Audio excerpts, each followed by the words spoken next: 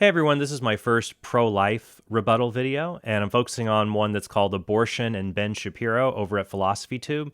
These are produced by Oliver Thorn, and his videos, I disagree with a lot of the content, but I do give him credit. The technical aspect of the videos is very good. Recently, he's done more videos that use kind of these elaborate sets and costumes in order to draw out philosophical thought experiments and ideas, and he does the same thing here. What he does with the issue of abortion is he criticizes Ben Shapiro's arguments for the pro-life position, namely that abortion is wrong because it directly kills an innocent human being and you shouldn't kill human beings regardless of how old or young they are. And he concedes the humanity of the unborn child, but says that the child does not have a right to his mother's body. It's a bodily rights defense of abortion that explicates and focuses on Judith Jarvis Thomson's 1971 thought experiment called The Violinist in her essay, A Defense of Abortion. And we'll get to that thought experiment soon. I mean, he dramatizes it in a very surreal and creepy kind of way, but it's helpful to talk about these thought experiments and issues and see, does it really support his view that abortion ought to be legal?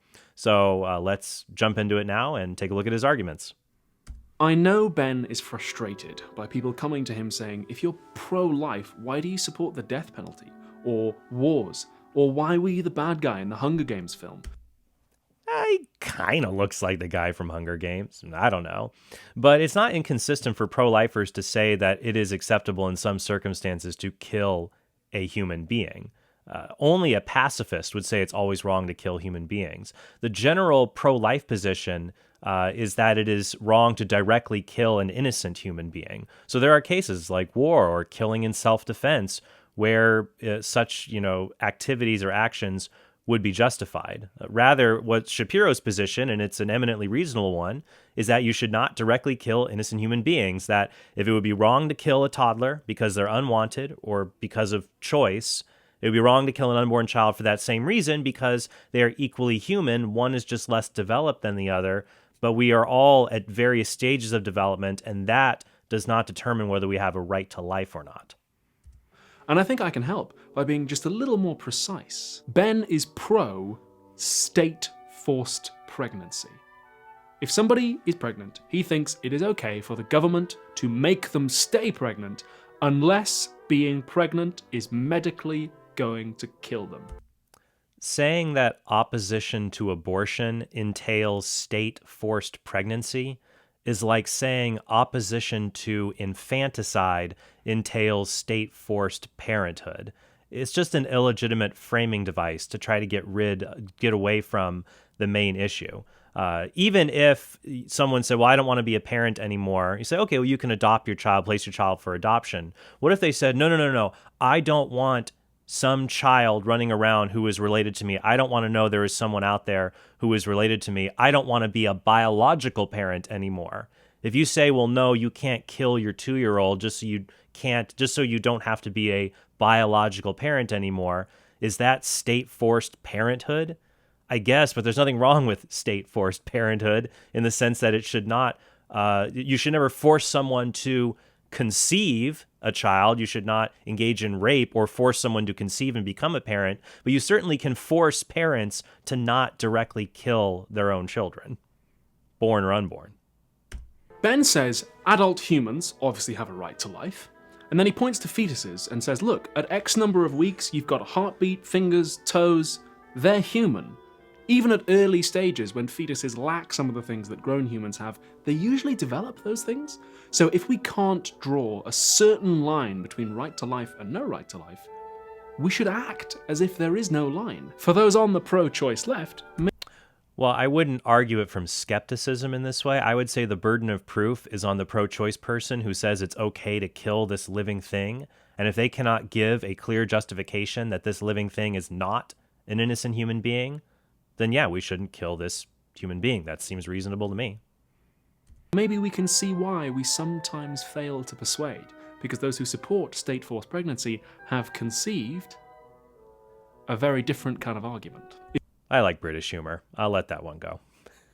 If you believe that life begins at conception, and that life is morally fully equivalent to a grown person, it must be a little distressing to know that abortions go on. Ben certainly seems very upset by it. And if you believe, as he believes, then I'm afraid I've got more bad news. Fertility clinics, where people go if they can't have babies, delicately extract eggs from human follicles using a needle guided by ultrasound. And then they extract spermatozoa, that's the scientific word for jizz, through a complex medical procedure known as wanking. Or if you're a bit put off at the idea of busting a nut in a hospital, you can use one of these $6,000 sperm extraction machines. That'll put you at ease. Oh yes, sexy. They combine eggs and sperm in a lab and implant the resulting embryo in someone's womb so it can grow and they can have a belly. When sperm meets egg, that's what we call conception.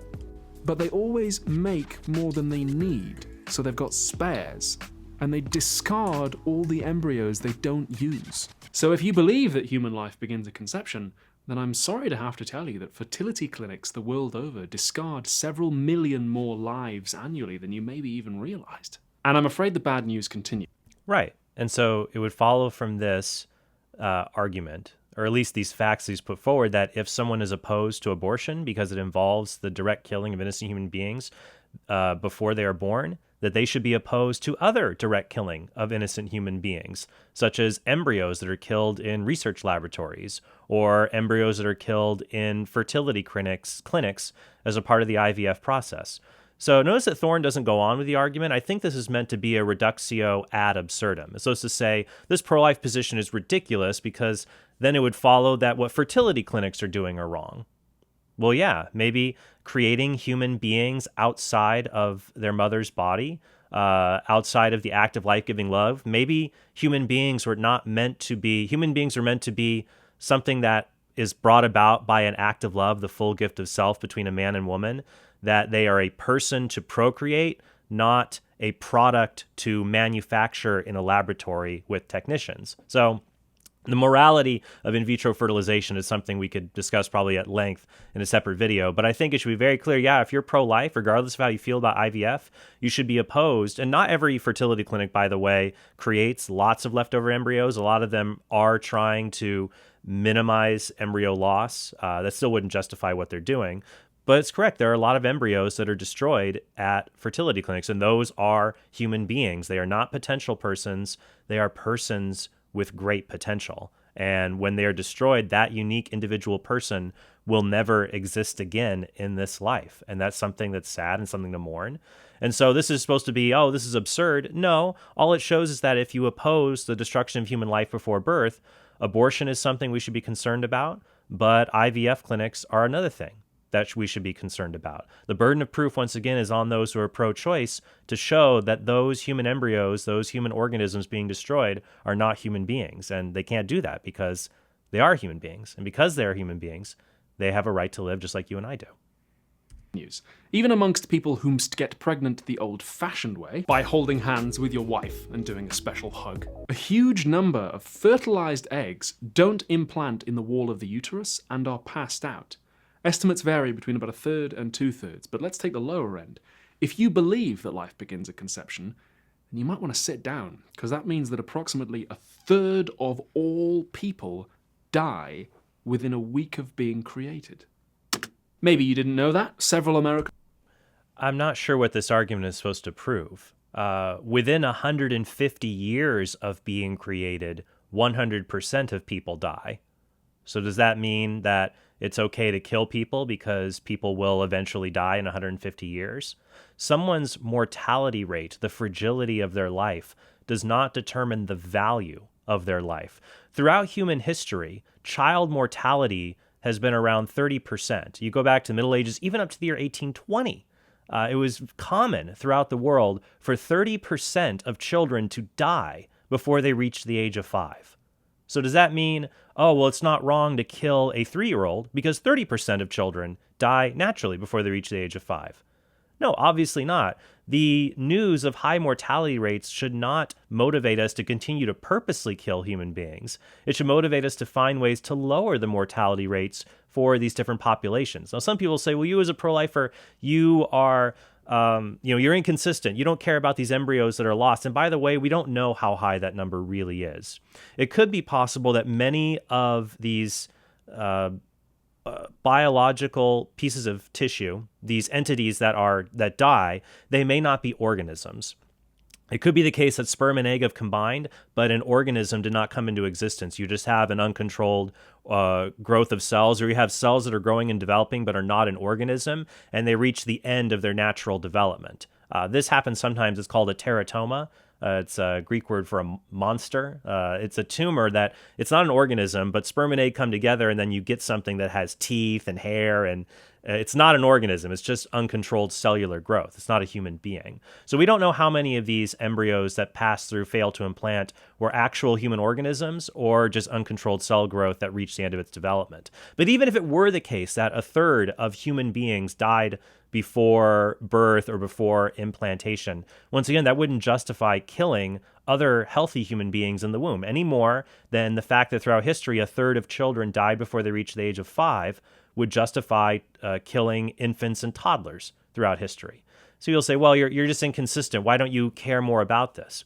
Well, look, how am I supposed to get people to care about the death of embryos, that human beings that fail to implant in the womb or die early in pregnancy, if I can't even get most people to care that human beings are being aborted in the 3rd trimester and having their brains sucked out of their skulls? I'll go to a college campus and do this pro-life work, and I can point to a 24-week-old fetus that has died from abortion, and the person just shrugs their shoulders and says, I don't care. So I'm not going to be able to help those human beings early in life until I can, at the first bit, get people to care about the unborn to at least the point where we don't directly kill them. So we've got to get that done first. American lawmakers have been caught out not knowing even basic stuff about what pregnancy and abortion actually involve, and that must be a little embarrassing if you support their cause. Maybe you did know it, but if you support criminalizing abortion on the grounds that life begins at conception, and you're not also thinking about fertility clinics or research to increase embryo implantation rates, maybe get a little bit curious about that. Maybe you... Yeah, all that shows is that if you're inconsistent, be consistent. So I'd say be consistently pro-life. There you go. Okay, so let's jump ahead in the video. So Thorn defends his position on abortion with the violinist argument. And the violinist argument goes like this. Imagine you wake up and a very famous unconscious violin player has been connected to your kidneys. You've been kidnapped by the Society of Musical Lovers. The Society of Music Lovers. And they tell you got to stay plugged into the violinist for 9 months or else he's going to die. After 9 months, his kidneys will heal. He can be on his merry way. But you're the only person with the blood type to keep him alive. And so they need you to stay plugged into him. And the question Thomson raises is this. Is it immoral to unplug from the violin player? It would certainly be heroic if you chose to stay plugged in, but should you be forced to stay plugged into the violin player? And what Thomson derives from this thought experiment is that if you are justified in choosing to not be plugged into the violin player so that he can use your kidneys to live, and unplugging will result in his death, if you're justified in doing that, a pregnant woman has the right to unplug from her unborn child, even though that will result through abortion, even though that will result in the child's death. So Thorn brings the thought experiment in full focus here with a fictional example. He has a radio personality, Tom Gently, who is supposed to be kind of a Ben Shapiro parody, and he's kidnapped by some kind of mad scientist who plugs him into Paolo, the world-famous violin player. And so we get Thomson's experiment brought to life, and Tom Gently offers some rebuttals, say, well, no, I'm not obligated to do this. So I want to talk about how through this dramatic exchange, Thorn tries to answer the common objections or rebuttals even pro-choice people make against this argument. Many pro-choice philosophers are not convinced by Thomson's argument here. So let's go into the dramatic piece here, and we'll talk about the common rebuttals to Thomson's argument. I'm not responsible for him being sick. Why should that matter? I don't see why his right to life should depend on the manner in which he came to need your help. You're his de facto guardian now. If you pull out, he'll die. Do you know what dying of kidney failure is like, Tom? Okay, so, and once again, you can always watch the video for yourself. I'm just skipping through it for the sake of brevity, going to the parts that are most important to the argument. But it's because it's a very creepy and surreal scene. You know, he's on the gurney, and you got this guy who's cowering over him, who's kidnapped him. You need to be plugged into him. And so Tom Gently raises probably the biggest objection to the argument. When I share this argument with college students, When they give this to me, I give them Tom Gently's answer. I'm not responsible. I don't have to let Paolo use my kidneys. I don't have to let the violin player use my kidneys because I'm not responsible for him needing to use my kidneys. I'm not responsible for him being sick, so I don't owe him any compensation. And that's something even pro-choice philosophers will agree with as a weakness of Thompson's argument. Michael Tooley, who wrote a book defending abortion and infanticide, this is what he says. The anti-abortionist can argue that although people in general may be under no moral obligation to allow the fetus the use of their bodies, even when it is necessary if the other individual is to survive, a pregnant woman is, in general, under a moral obligation to allow the fetus the use of her body, since she is morally responsible for there being a fetus that stands in need of a life support system. Now, consider this. Suppose there was an error at the Child Protective Services or Child Support Office, and your paycheck was being docked, $400 a month to go to some child you're not related to, you've never met before in your life, that you would say, wait a minute, okay, my money is helping this child, and maybe they need my money to get by, but I don't have a moral obligation to allow this error to continue. I have no connection to this kid whatsoever. But why do we say that fathers have a moral and legal obligation to support their children financially, even if they no longer want to be parents? A father can't say, well, I just don't want to be a father anymore. Well, people will say is, well, it doesn't matter. You have an obligation to care for this child. You're the reason this kid exists. And because you're the reason this kid exists, you have an obligation to take care of him. So you have to pay up each month. That is how you are able to support this child. If you have this responsibility objection, say, well, I don't have a responsibility to care for someone if I don't want to, then you throw the idea of child support out the window. In fact, Thorn seems sympathetic to this view, or at least he's opposed to the view that men can get financial abortions, that a man should be able to say, oh, well, I'm not going to have any obligations to this child because I don't want to, and that men have a responsibility to children in this regard because they're the reason this child has come into existence. There's a video he has on his channel from 4 years ago where he looks at financial abortions, whether men can just cut off ties to their children. And he looks at an older view by Hale, and then Christine Overall's argument in her book, Why Have Children? And let me just play that and you can see where he lands on that issue. She says that a financial abortion would make the child pay the penalty. They're only going to have one parent, so they're going to have reduced welfare, which is not in their interests. Not only is it not in their interests, though, it's also unfair, because the child didn't have any say in their being conceived. They are not responsible for their situation, whereas the inseminator partially is. They did the deed, it's had this consequence. She says that the interests and the fairness of the child's situation should trump the preferences of the inseminator. Overall thinks this would still be true even if the gestator deceived the inseminator, poked holes in the condoms, lied about being on the pill, whatever. She thinks those cases will be very, very rare, and yes, the deception is an awful thing, but the interest and the fairness of the child's situation still count. I do think her arguments are good. I think they're strong, and it would be disingenuous of me to say that I don't think that just because I stand to benefit if she is wrong. So I've got to go where the arguments lead me, and I think it's good philosophy. Another way to look at this thought experiment is to remember that philosophical thought experiments can prejudice our reply to a philosophical question, depending on how they're crafted. Daniel Dennett calls this an intuition pump, that if you tell the story a certain way, you can get people to answer in a certain way. So Thomson's violin thought experiment puts us in the shoes of the pregnant woman and makes it seem more reasonable to no longer want to have to sustain someone else's life. But what if we change the thought experiment to put you in the shoes of the unborn child? What if I change it around and the mad doctor in this situation and Tom Gently are members of the Society of Musical Pranksters, and they know that when they go out for a prankster night, they might end up plugged into some poor guy's kidneys. They know it might happen, but you know what? It's so much fun to be a part of the Society of Musical Pranksters. I'm willing to take that risk. And so they go. And sure enough, Tom Gently wakes up the next morning plugged into Paolo. And so, and Paolo wakes up, he's like, what am I doing here? Well, Tom Gently was with the Society of Musical Pranksters, and sometimes they wake up connected to people. You need Tom's kidneys for 9 months, or else you're going to die. What if Tom woke up at that point and said, hey, Paolo has no right to my kidneys. He has no right to use my body. I'm going to unplug from him. And you say, like, well, no, you put me here. It doesn't matter. You have no right to use my body.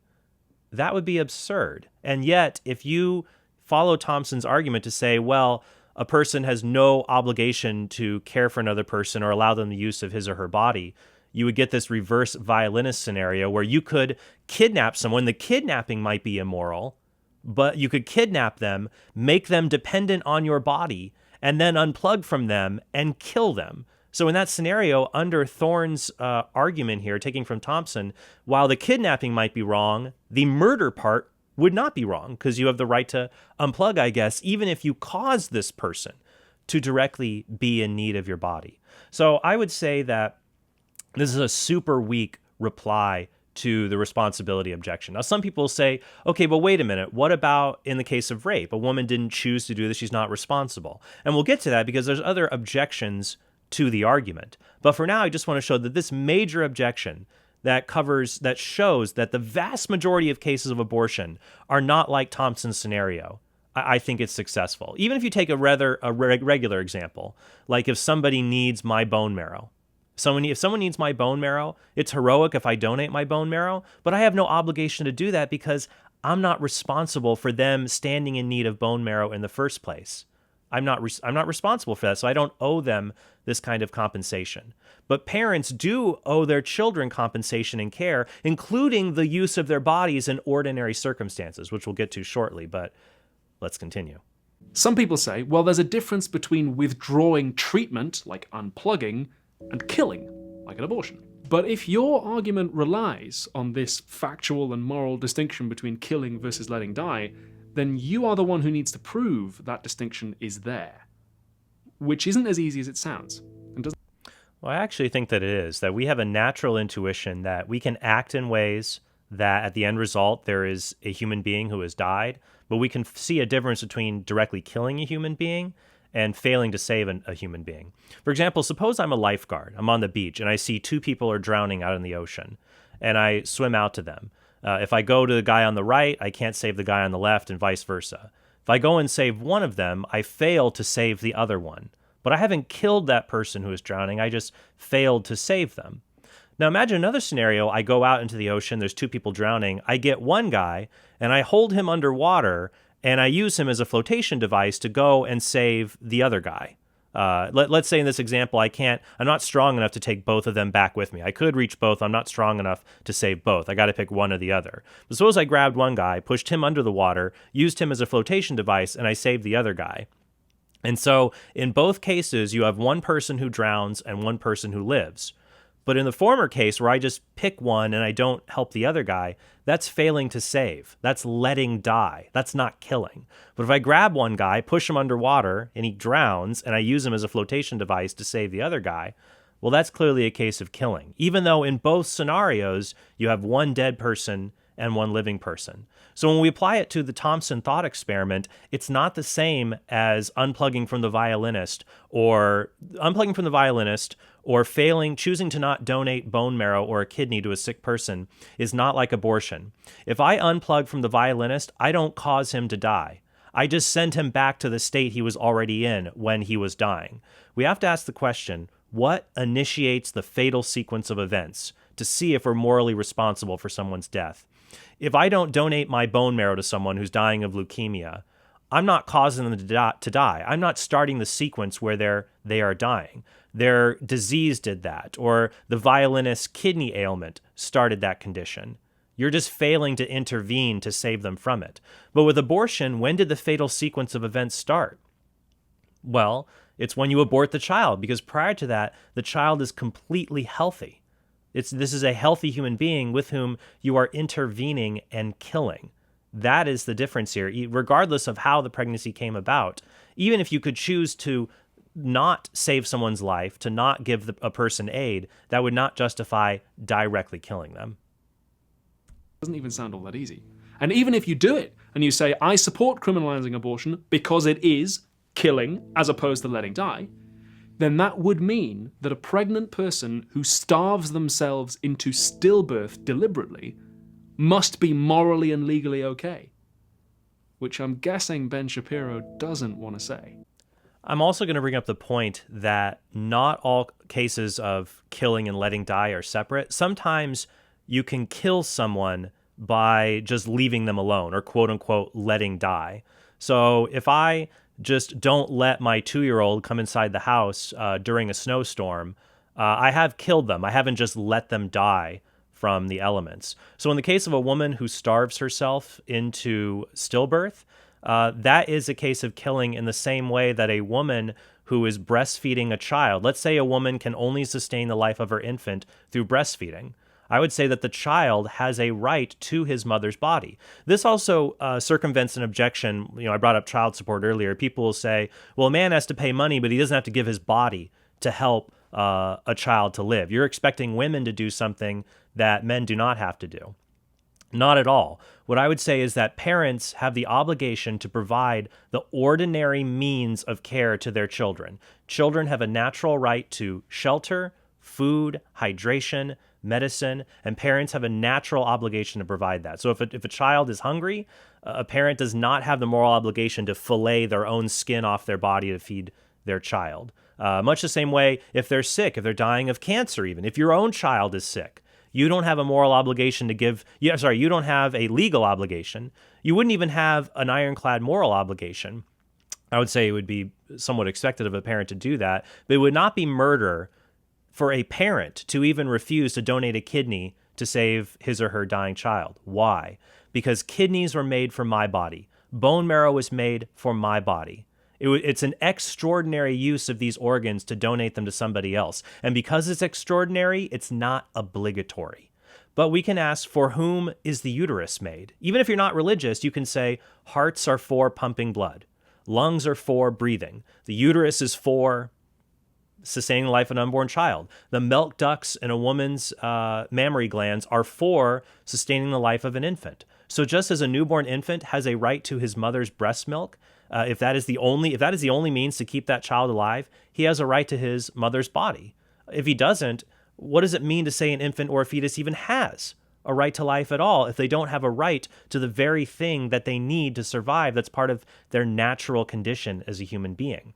So I would say that parents have a natural obligation to sustain their children through ordinary means of care, and that applies to infants as well as to unborn children. It doesn't include donating organs, but it does include the very basic things these children require in order to live. And if they are human beings, they have a natural right to these things, and depriving them of it unjustly kills these human beings. But what if Tom wasn't needed for a few hours, but a few years, or even the rest of his life? You might want to say, well, then unplugging would be okay, but if the life at stake is what matters, then that doesn't change, whether it's 9 months or 100 years. If you support state-forced pregnancy but think that Tom shouldn't be punished for unplugging after a certain point, then you've already agreed with the central claim of the pro-choice position, which is that bodily autonomy can take priority over a life. You're just haggling over who gets to draw the line and where. So I'm not making the point, as I said earlier, that it's just about the degree of the burden. I'm not saying that, oh, well, you would be obligated to sustain the violinist for 9 months or 9 weeks or 9 days, but not 9 years or not the rest of your life. It is not the degree of the burden. It is the nature of the burden that matters to me when it comes to the moral obligation. And so the nature of it being that if this is an ordinary means that we expect of care for human beings that all of us went through, all of us required our mother's body to live while we were alive in her womb. And many of us, and throughout human history, most people required their mother's body after birth in the form of breastfeeding. And that was not some extraordinary thing like, oh, thanks, Mom, you didn't have to do this. No, parents have obligations to sustain their children. And that is something that is normal and ordinary. This whole violinist thought experiment trades on the moral idea that the only obligations we have to one another are voluntaristic ones, that I'm only obligated to someone if I explicitly choose to be obligated to that person. That's just not how morality works. That's not how the human condition works. We have obligations to one another in virtue of our human identity, in virtue of being human beings, and also in virtue of our relationships to one another, the most central relationship of that being the relationship that parents have to their own children. I want to talk about this next part because it's actually a good point that Thorn raises, which shows why the violinist argument, the Thomson argument, is actually better than other pro-choice arguments because it does account for a lot of our moral intuitions when it comes to abortion. And so this is important for pro-lifers to keep in mind, I think. YouTube channel dedicated to misinformation, funded by petrochemical billionaires. In one of his famous fireside chats, old Denny says that when someone is pregnant, it's not just their body that needs to be considered. He wonders why a baby outside someone's womb is assumed to have moral worth, but a fetus within apparently has none at all. After all, if somebody shoots a pregnant person, most people would say that's worse than shooting somebody who isn't pregnant. Even the Predator knew that in the documentary Predator 2.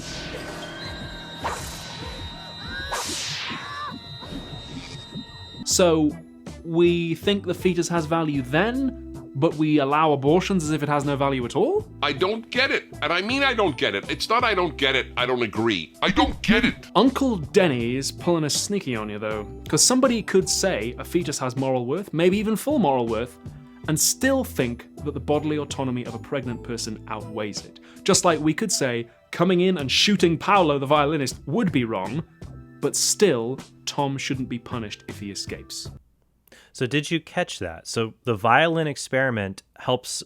It's a strong argument for pro-choice advocates. I see why people appeal to it because a lot of times pro-lifers will say, "How can you be for abortion? Don't you think that killing a pregnant woman is wrong? That it's double homicide?" And a lot of people think that. So if that's the case, how could abortion not be homicide if killing a pregnant woman is double homicide?